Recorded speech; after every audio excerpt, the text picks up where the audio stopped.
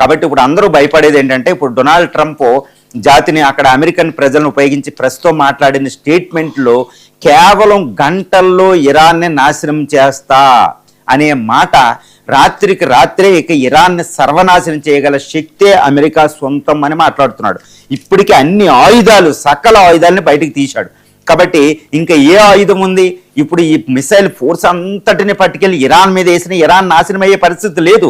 ఎందుకంటే ఇరాన్ అనేది చిన్న దేశమేం కాదండి. 16,52,000 చదరపు కిలోమీటర్ల ప్రాంతం కలిగిన పెద్ద దేశం అనమాట.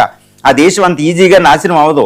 హిమాలయాలు లాంటి మౌంటైన్స్ ఉంది, ఎల్బర్జు, తర్వాత జాగ్రోస్ లాంటి మౌంటైన్స్, డిజర్ట్స్, దస్తకి కావురు, దస్తకి లాతు, కొన్ని వందల రివర్స్ ఉన్నాయి. 9 కోట్ల మంది ప్రజలు ఉన్నారు. అంటే అమెరికాలోనే 4వ వంతు మంది ప్రజలు అక్కడ ఉన్నారు. కాబట్టి ఎన్నో జాతులు ఉంటారు. అంత ఈజీగా నాశనం కాదు. అది కూడా ఒక సజీవ సంస్కృతి.